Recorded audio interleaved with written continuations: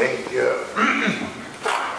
for a very kind introduction of my two colleagues, dear students.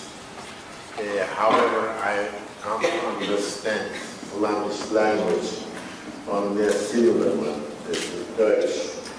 A similar one, they say, it's between us maybe a dialect of the Flemish German. The subject is today First World War and Ottoman Empire. As you know, the First World War is a product of rapid industrial development in Europe. Oh, it's not so, yeah, all right. Okay. It's a rapid development of urbanization and industrialization and transport, and depending to that, some changes in the social strata of the countries. We always talk about the rapid industrialization of Germany, development of transport, and development of urban structure, but people talk less about the development and improvement of the labor classes in this country, Germany. If you read some statistics before World War, for example, looking to the living standards of these labor classes, urban peoples in Russia, Austria, Hungary, in England, France, and Germany. The German labor class and lower middle classes had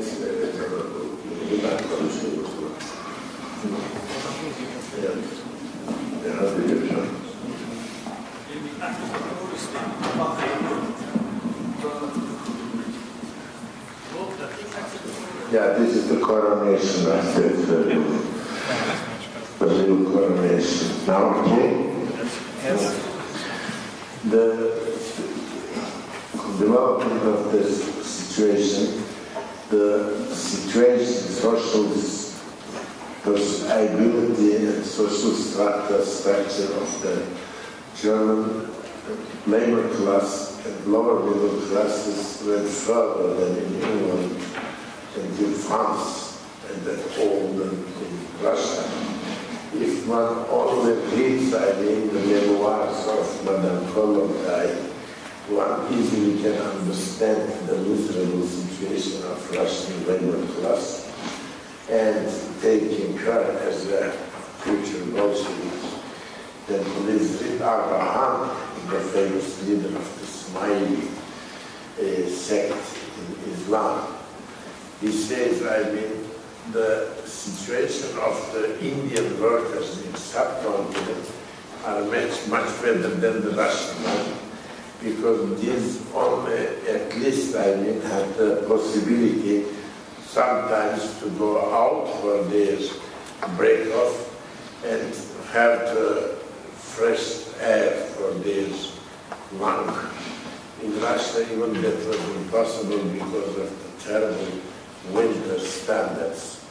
So there is really brought to a kind of panic these countries, not only the in the industrialization and militarization of Germany, but even the situation of their stratification. And the Germans were aware of it. The German Social Democrat Party, with the exception of a few members, had chosen the way of their rulers. And so the Second International broke, and a terrible political bloc.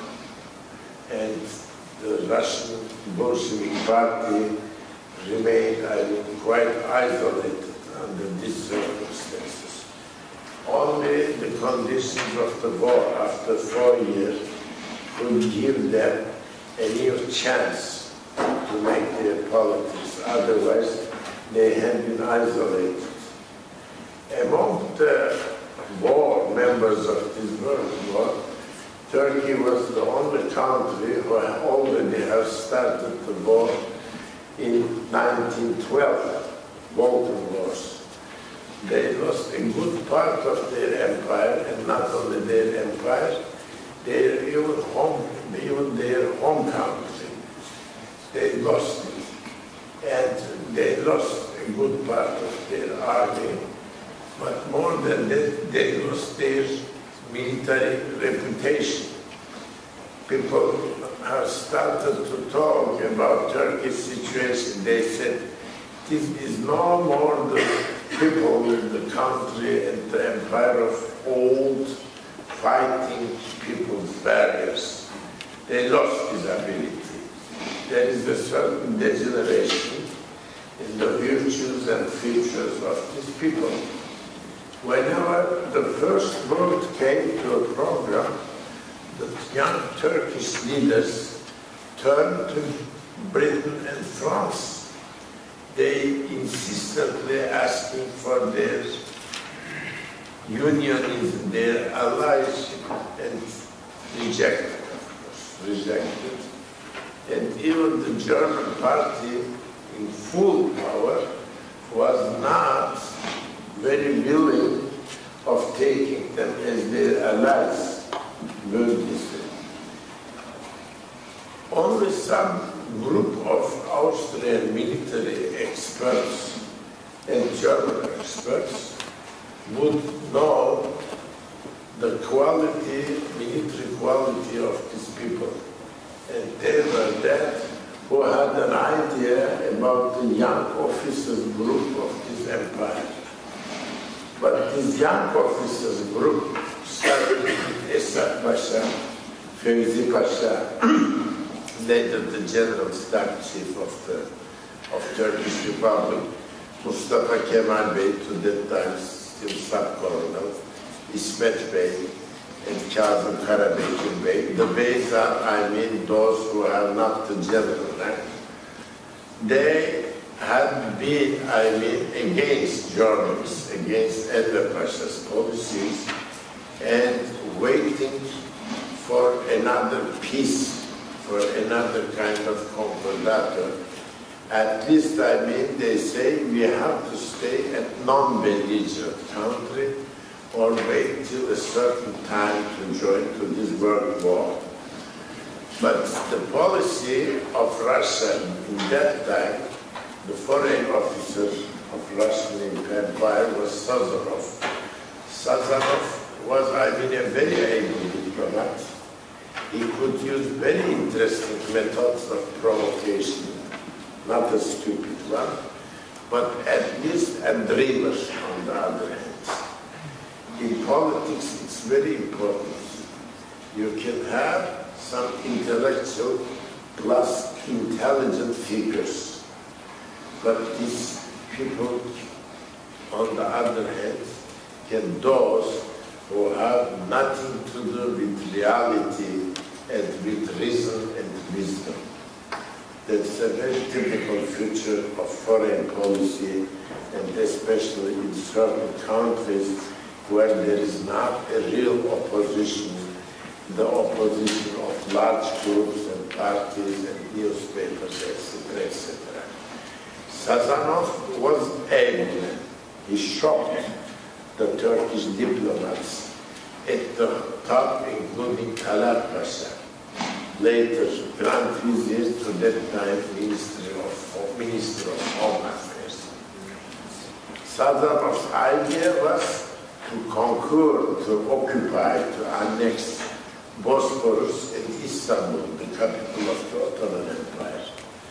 The Brits said, okay, we'll do that. We are giving you this part of the empire, and they asked for their hand, and they did it. This type of union, this type of alliance, certainly frightened the Turks, brought a kind of certain shock, and especially the scandal in England, where the Turks, after a large campaign of the people, had collected the money and ordered 3 Panther ships, the British arsenal, they could take it. And Churchill, the First Lord of Admiralty, was so dishonest, he even couldn't grant the money back, saying that now I can't pay it back. So you have to wait 20 years. And in 20 years, I mean, I can give it, I will be available tax. That, of course, created and provoked the Turks for a jump, and they joined to Germany. Enver was a very appreciated commander in German circles, but the last studies show him not a pro-German, but not 100% pro-German. Okay? Oh, yeah. I know this microphone. You have to put one here and you put, yeah, then it's okay, yeah.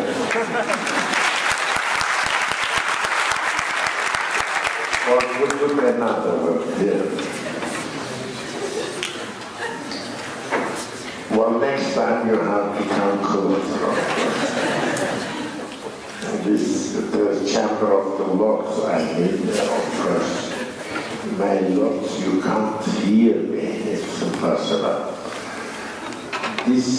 So the Turkish party had joined to the German, Austrian flag, and this flag was unfortunately very unable to prevent the expansion of Russia, Britain, and France. In the opinion of Germans, France was nothing. They evaluated this country only after their experience in Sedan, 1870.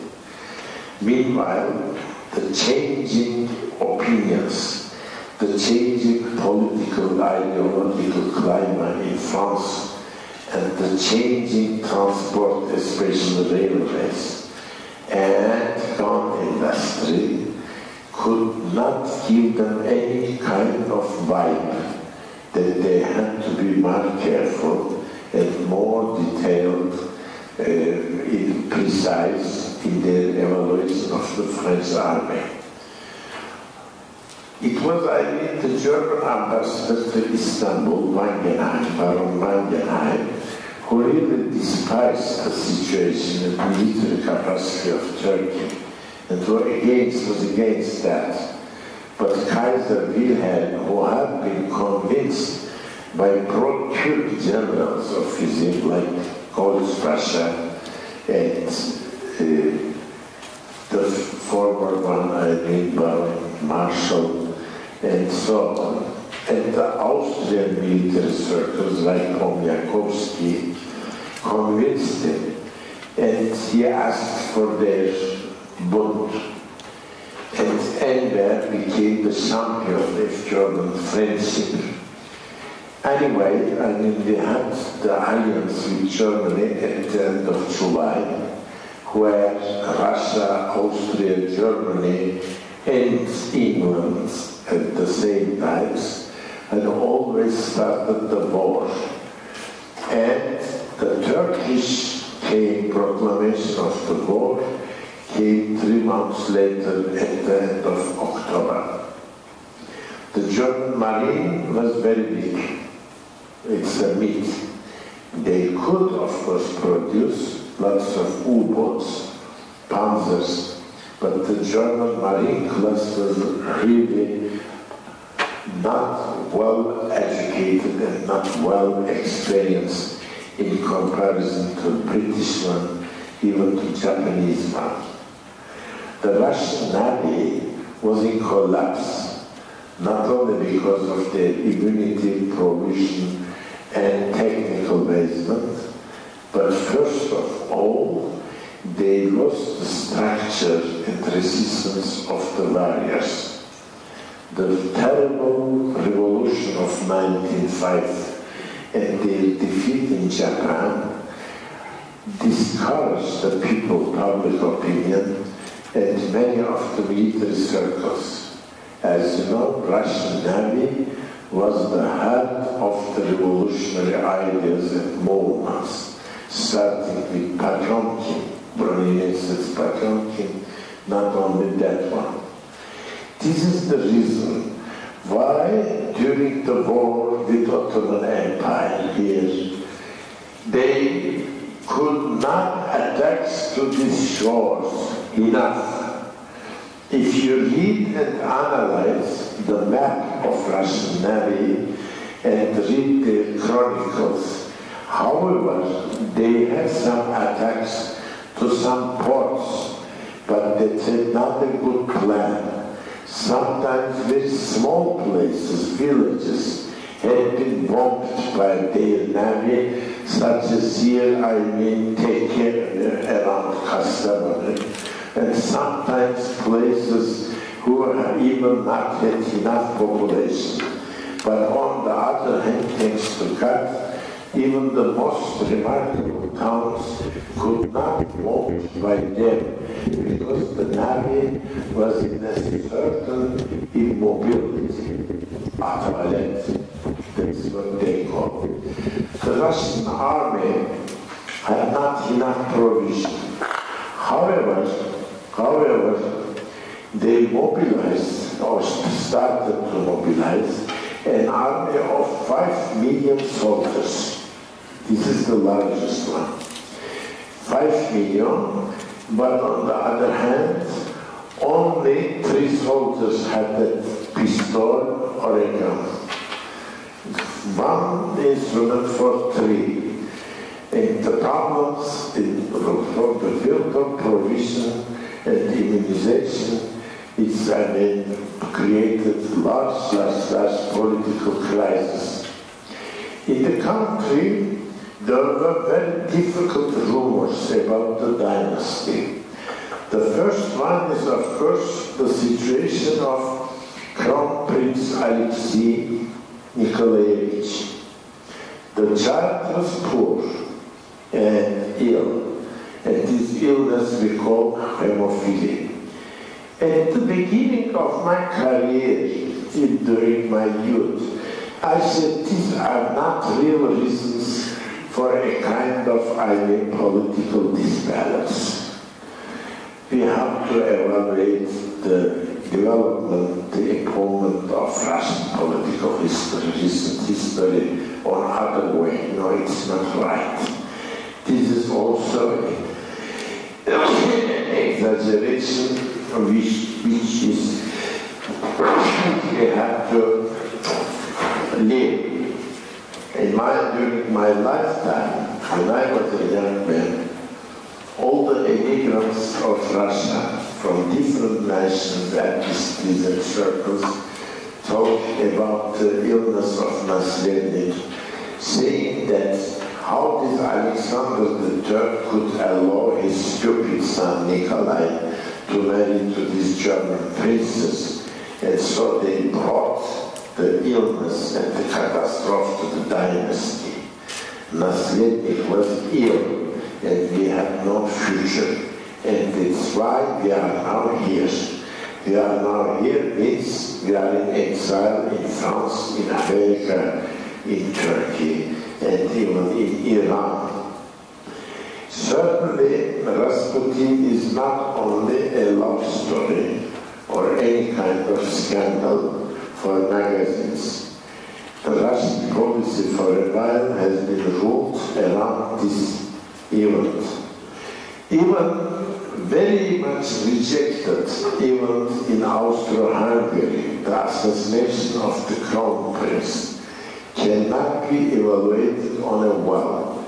Certainly it's not the dominant reason for the proclamation of the war. But the proclamation of the war had a reason. This is the hell, the Balkans. The Balkans are a very boiling pot, a danger for Middle European policy.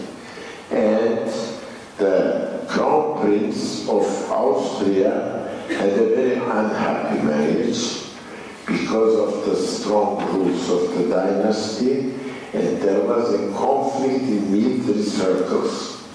The Crown Prince dreamed of a marine power in Austro-Hungary. It's fun to think about it. That's what we call Austria-Hungary here.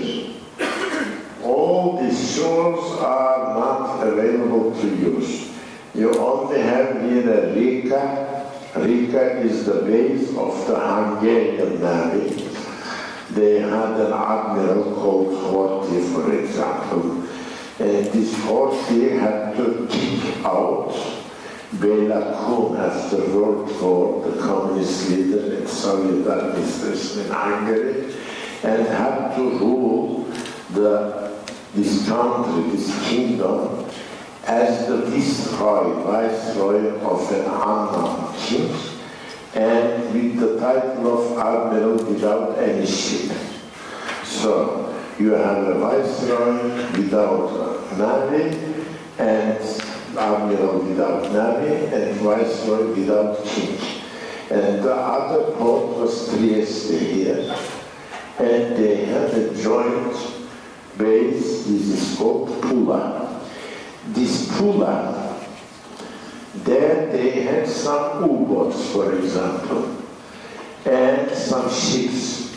They could not send, none of them, any of them, to Turkey, to their allies. Because here the Italians had, an island, which island set. So the situation was very difficult. However, Bulgaria had the transport possibility, the ally of them. There you still had Romania. And Romania joined the war at the end, towards the end of the army, on the side of British, easily collapsed, of course, but for a while that was not an able route. So Austria-Hungary had an army with a good ammunition and provision, but the army had no discipline and no unity. This is very clear. Every officer had his own national language.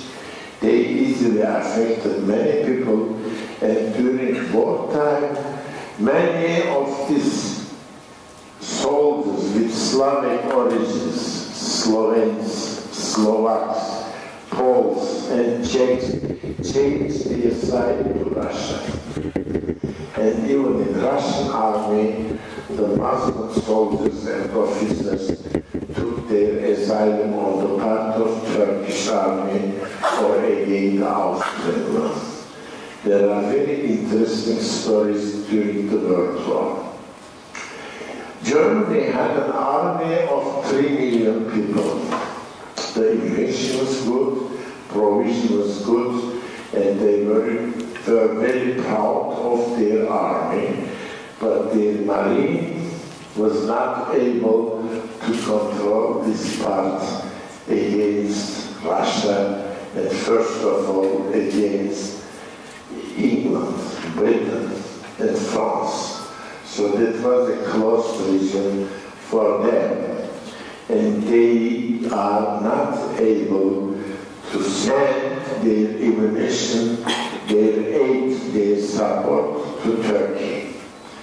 Turkey had actually very limited sources to make this war. Whenever, beginning of September, there was an attack, and at the beginning of November, again to Calipoli, the Turks had quite difficult times to push them back, and that was just a prop, a mise-en-scène. So in March, beginning of March, they were able to prevent the attack of this United Navy only by their U-boats. The using of mines means. However, the Çanakkale-Gallipoli War is a success of the army. The young officers who have been against the influence of Germany had to fight there under the high command of Liman von Sanders General, Liman von Sanders Pasha. Liman von Sanders was not a very popular figure in Prussian-German army. Neither he had the capacity of creating wonderful strategies. This gentleman was a good, regular, and honest officer. Actually, all his instructions and plans about the defense of Gallipoli were useless, but he was not a stubborn and not an arrogant commander of German type. He could be convinced by these Turkish officers, and so that Gallipoli became a point of defeat.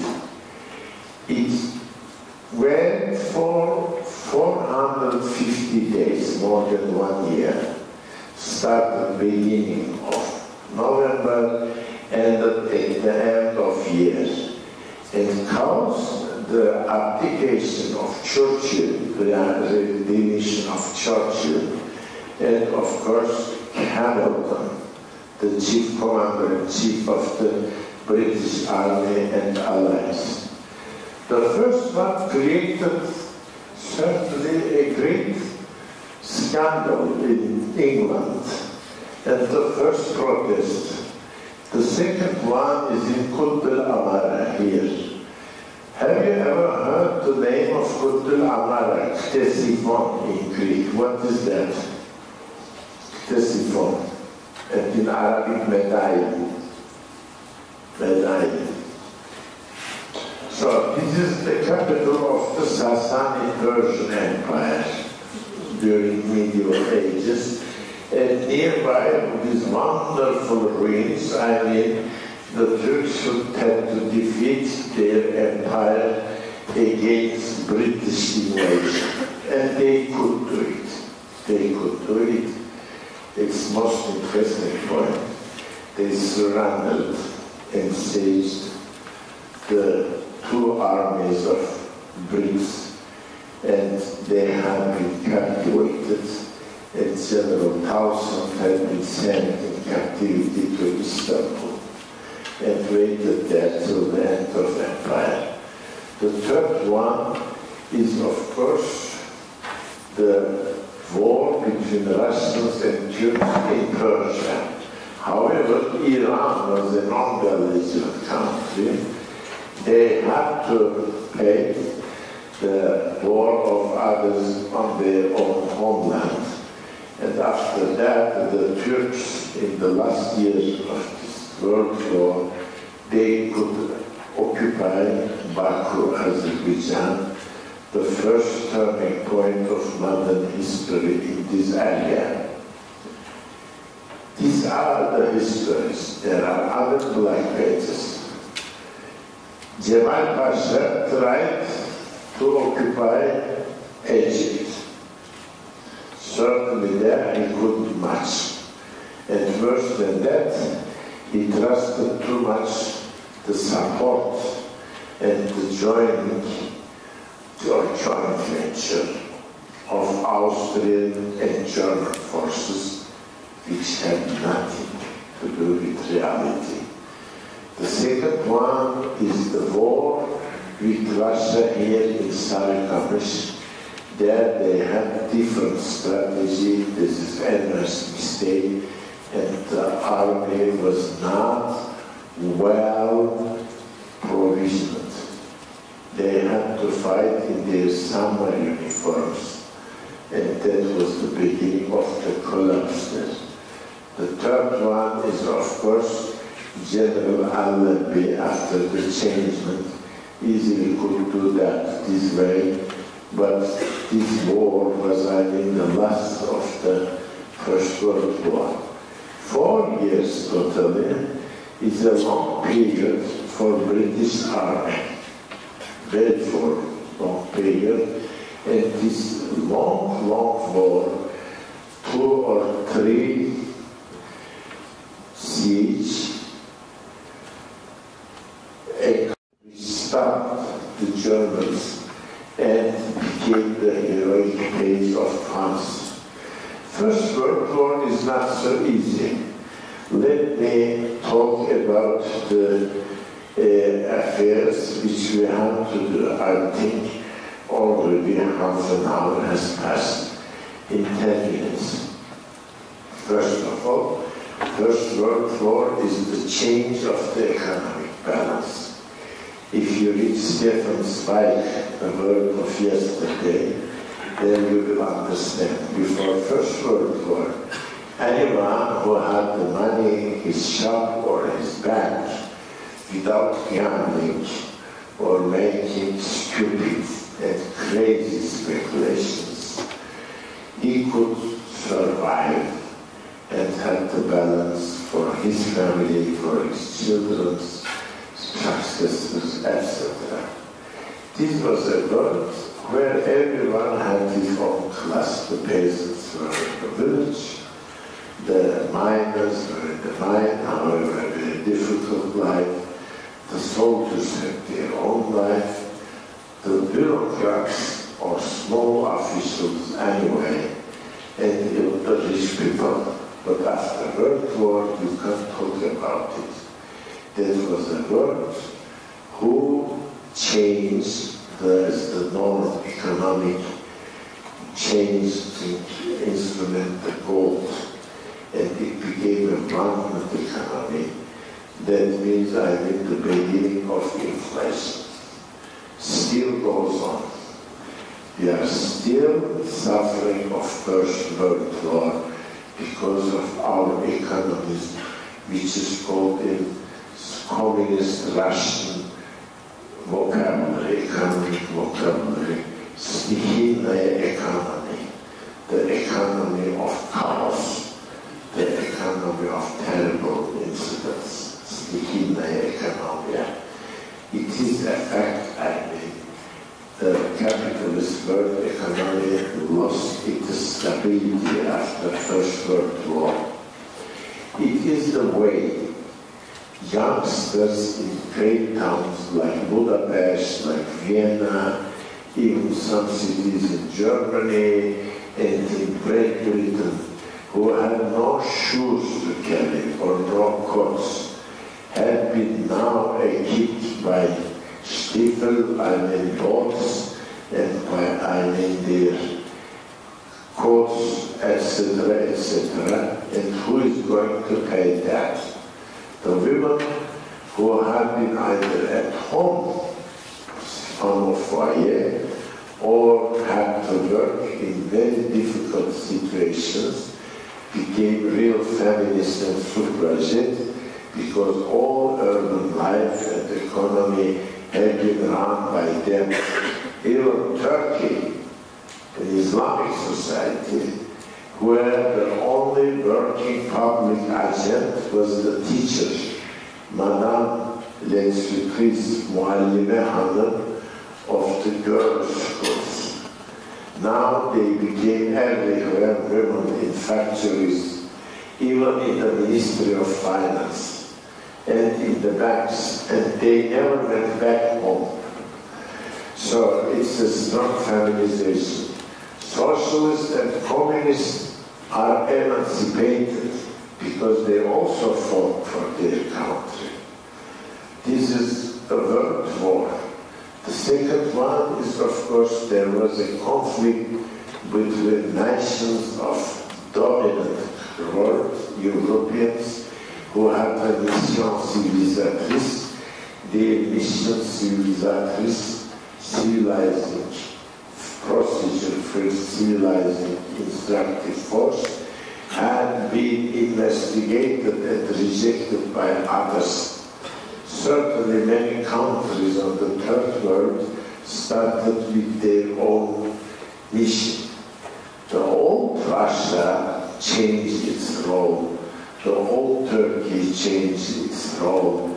Even Iran and even Afghanistan and Arab world started to become a boiling pot of the revolution and protest. These are very important facts. And after Second World War, of course, Indochina and Africa came also to this way of trade. The last one is, of course, World One was a common platform, exchanging the peoples. It was, liberties and independences, and it was the place of the deportations. 1915, for example, Armenian deportation, who easily and rapidly changed into a catastrophe, because this empire, this Turkish empire, was even not able to deport or to transfer his own soldiers from west to the east or from north to the south. How can you imagine that they could do it on an ordinary way for the deported masses of the people? First World War is a memory in our mind. We still couldn't understand the real point. Soldiers, generals who wanted the proclamation of the war said, after 3 months, 4 months, we come back and we are going to celebrate Christmas at home as victorious soldiers, warriors. That's not. And these people had no idea, not even American Civil War, where people had very similar grounds, similar situation, and had to fight 4 years long and devastated whole America. And America was a rich continent, a country of hopes, and was the country of qualified people, but Europe was not. It was not comparable to the situation, structure, and qualities of America. It was a new country, and the other one was an old continent that had, a fresh-minded people. Everyone was a newborn one. The others still kept, prejudice of centuries, etc., etc. Certainly, I have to stop here and asking for your questions, counter-opinions, interventions. Thank you inviting me here and hearing in the evening time. Thank you.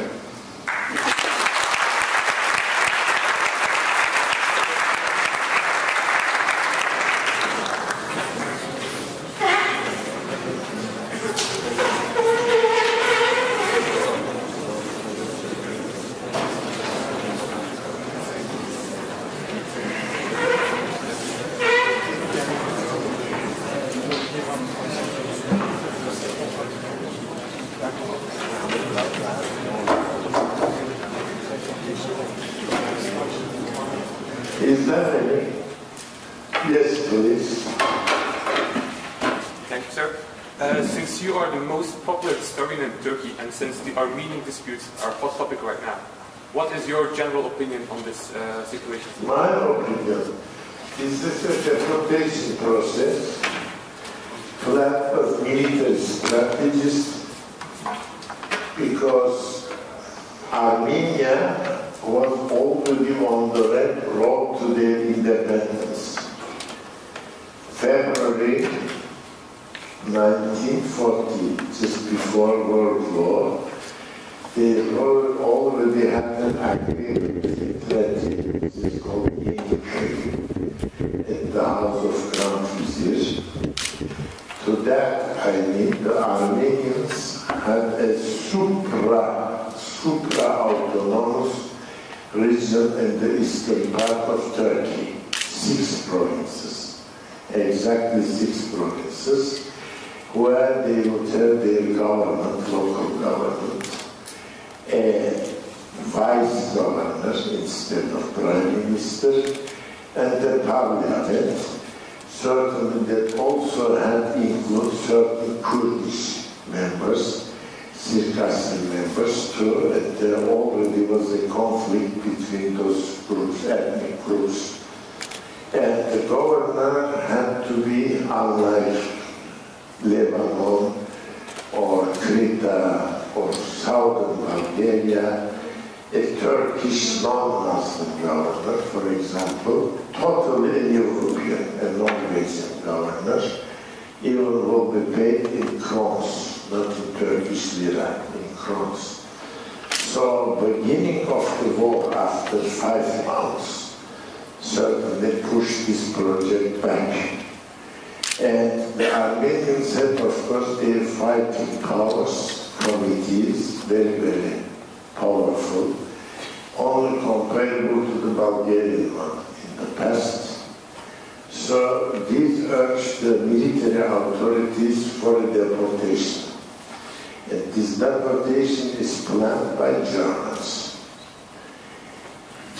Konrad von Schellendorf, he was the head of the general staff of the Turkish army. Enver was chief commander-in-chief, but he was head of the general staff, and his German officers. This is a fact, very less now, not at all now. So these are the facts. And certainly this deportation project caused a lot of tragedies that we know, and I don't know whether we have to talk about it. And after the war, of course, the British had some courts. They put to trial some authorities, and some of them had been out of the country. But they couldn't find in Turkish archives in Istanbul anything reasonable. And the case, the process goes even today further and further. It had been tried not by courts, but rather by parliaments.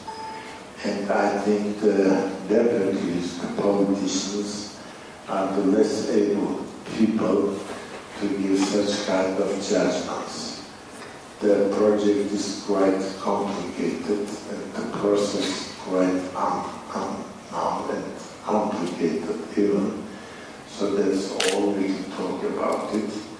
And I have no idea about the laws and rules of this country, whether you have here a similar one like France. If you have, there is no need to discuss such problems here.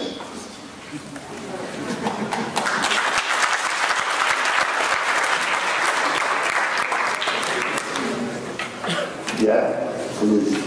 Do you think Turkey will ever be able to join the European Union? No. No?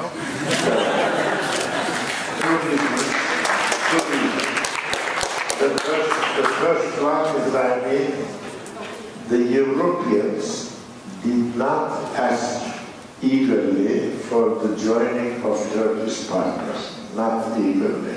That's very important.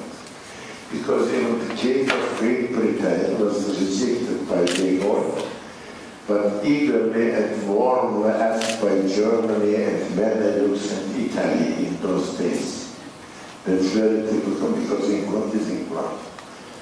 The second one is, of course, there are some objective reasons. A country who has, I think, great regional differences and the conflict of ethnies is not, I think, so impressive.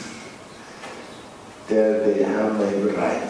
The third one is, of course, in the starting of this process in the 60s, I had been one of the guides, young people of the parliamentaries.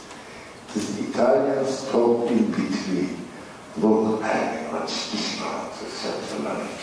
How big France was, etc. Well, it's a fact Turkey has changed a lot in these 40 years.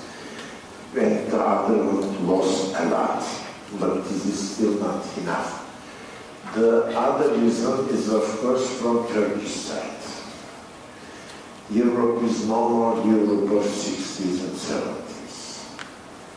It is difficult and endless crisis, and the future is very discussable for Europe. How can they hold? Maybe they should be only Europe of Germany and Benelux, not even France. And Italians ask now for another kind of divided Italy, northern one, Lombardo, Venetia, etc. So, for me, I mean, the Balkan neighbors are lovely neighbors. We enjoy their life, we have a joint culture. But how can I exist with Bulgaria, Romania, and Greece in the same basket? Forget about that. These are countries with less production and no consumption. Very bad. On the other hand, we have Western partners, if we have them. Austria's 2/3 are over 65. Do we need, I mean, a kind of economic partner or a kind of Altersheim? That's something else. The young population of Turkey cannot run with this type of countries. You have to think everything, consider every economic point.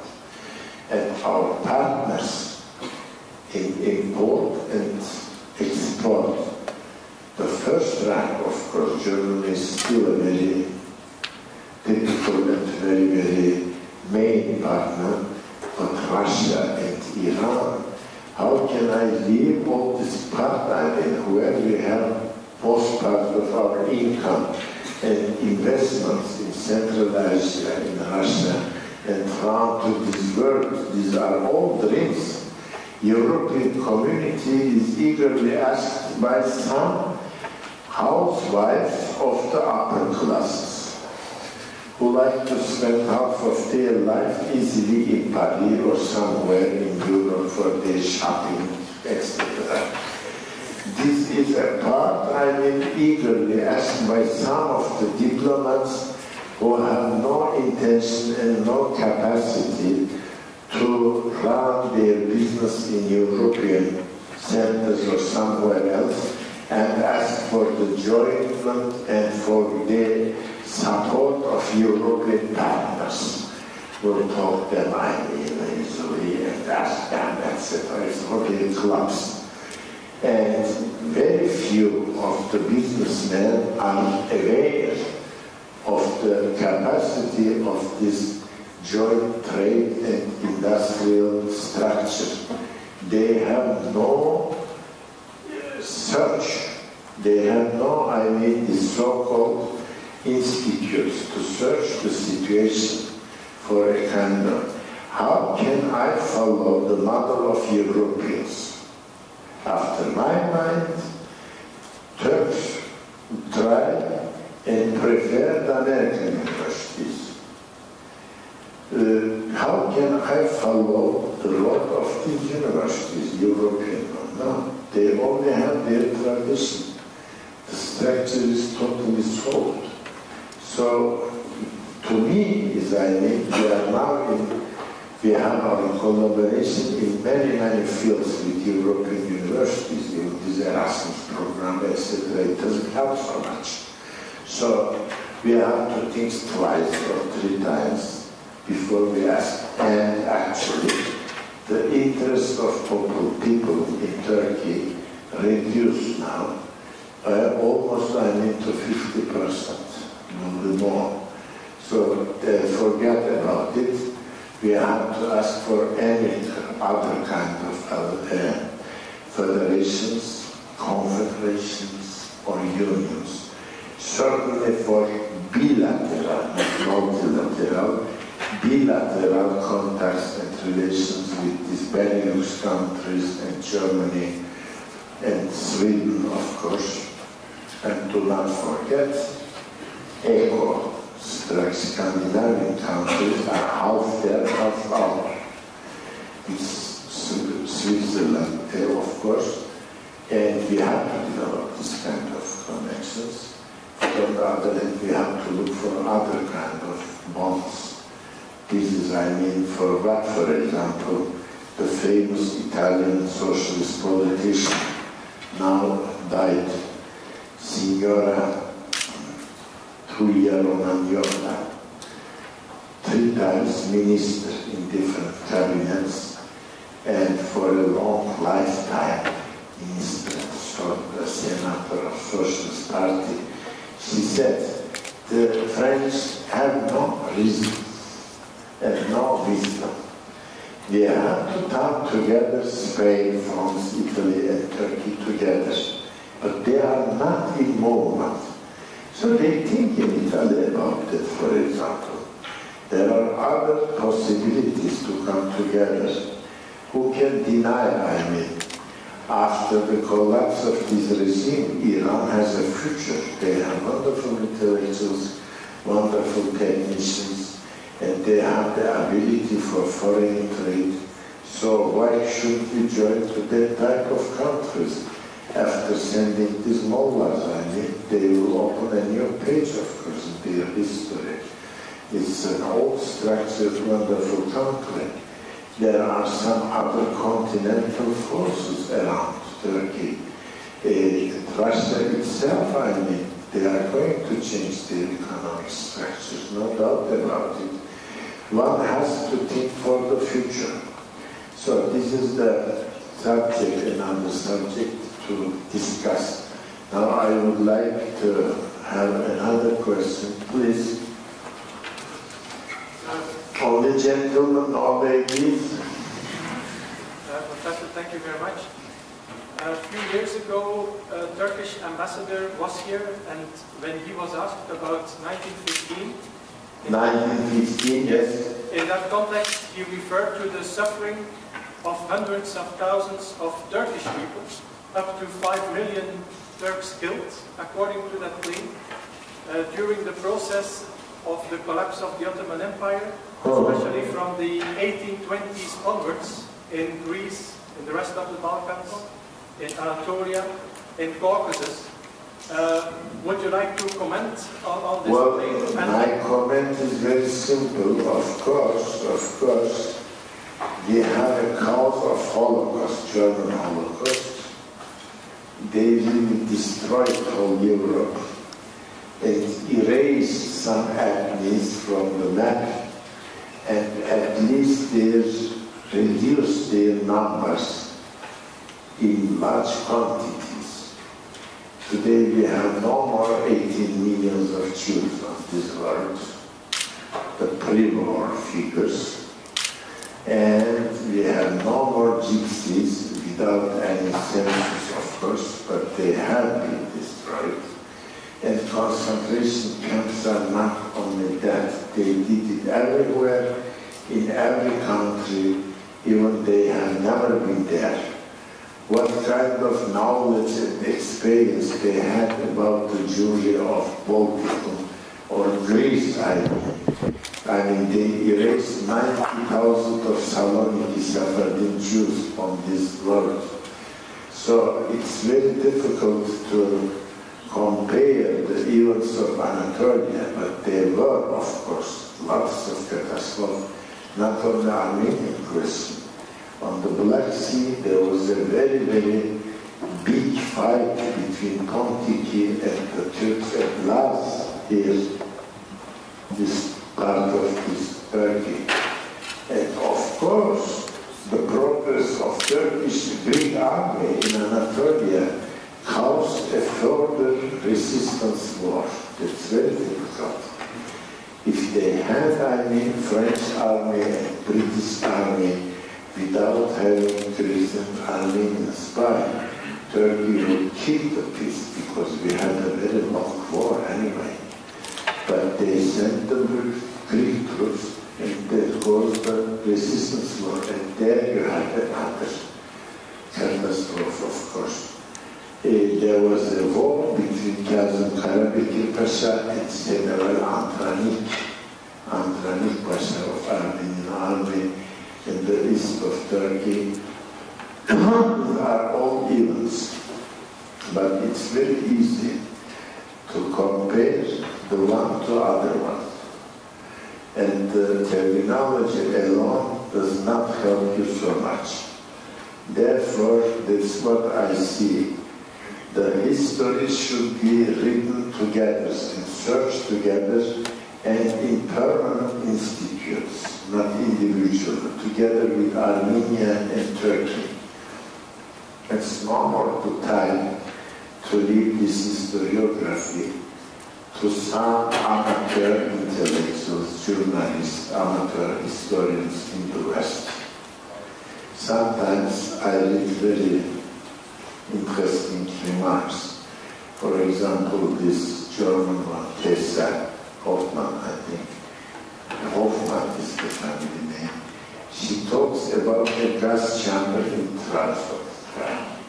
Gas chamber in Trabzon during the First World War, a country who had less knowledge of modern technology and chemistry, beginning of 20th century. So, Allah.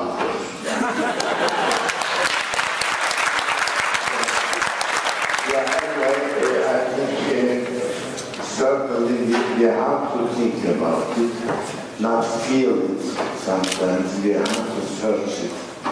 And as far as I saw, this is a joint problem of Armenia and Turkey. We have to search and study together. That's inevitable. That's what I'm saying. I can't say more. I don't know. I tried to learn Armenian, and I couldn't find anyone in the 70s. Well, after my demand, I got a word from my father. You always create troubles, my son. Is that your character? I don't know, he said. So asking for the instruction for a teacher in Armenian language could be sometimes a trouble. This is not the way. We need Armenian studies. Without having Armenian studies and without contribution to this culture, one cannot talk about Armenia. And the same is true for Armenians. Their college is very weak. They have to do it. Some people talk about archives like Taner Akçam. Taner never been to Turkish archives. He can't read it. It's impossible. So the archives are not mere miracle. They don't produce, unknown lives of the verity and reality. They are archives. They need also their own interpretation. Some people start with anti-Armenian feelings, turn into other sides, like Günther Levy, etc. Some start with the history of his deportation, like Hilma Kaiser, and come at them with different results. Here is the one, like the professors of German Democratic Republic, Brentius, for example, took out, the facts and the features of the German general staff in Istanbul, their role in this deportation and in these events at all. So, please, then you. Do you think that there will be a union with all Turkic nations? Republics. No microphone, I can't. Union with the Turkish countries. Yeah. Like Azerbaijan. Yeah, okay. Do you think there will be a union with them? Union with them, in this factor, with Azerbaijan. No, with all Turkic nations. Had a Turan, no. Turanism is a dream of the Turks. Certainly Azerbaijan, Turks are very close to Turkey, but they have very strong feelings of independence. And their slogan is, as you know, we belong to the same nation and we have two states. This is much more stronger independency than the Austrians and Germans have. So some countries are, you also speak Flemish, the people of Holland too, but I think you are two states. You have a union, of course, Benelux and European community, but that's all. The language and the customs and the joint history does not bring people politically together, and you don't need it. On the other hand, Uzbekistan, Kazakhstan, etc. are very far countries. Of course, they have their spirit maybe, but their economy is totally disintegrated. And for example, you have a Tatarstan in Russian Federation, well-educated people, well-trained people, to some extent rich, not as rich as Azerbaijan and Kazakhstan, but they have a very different road too. So Turan is only a dream. And interesting enough, even some Hungarians belong to this idea. They talk about Turan. There was a fact before the World War, until today there is a small group. So these are dreams, sometimes have no correspondence to history and actual improvement. Thank you very much for your speech. And you told in your speech that you're still suffering after the results of the First World War. And for my opinion, it's also in the Middle East, because after this First World War, the countries was created by the British Empire. Yes. And even the borders are really strict. So do you think is there a solution in the future in the Middle East? Because it is becoming a melting pot? Yeah, for example, I mean the boundaries of Syria and Iraq. There is not such a country in history called Iraq. Iraq is a geographical term, like Chernozem in Ukrainian studies, Chernozem. Chernozem is not the land, but the character and quality of the soil.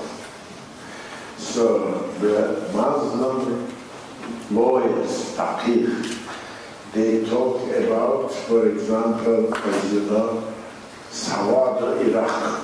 So they say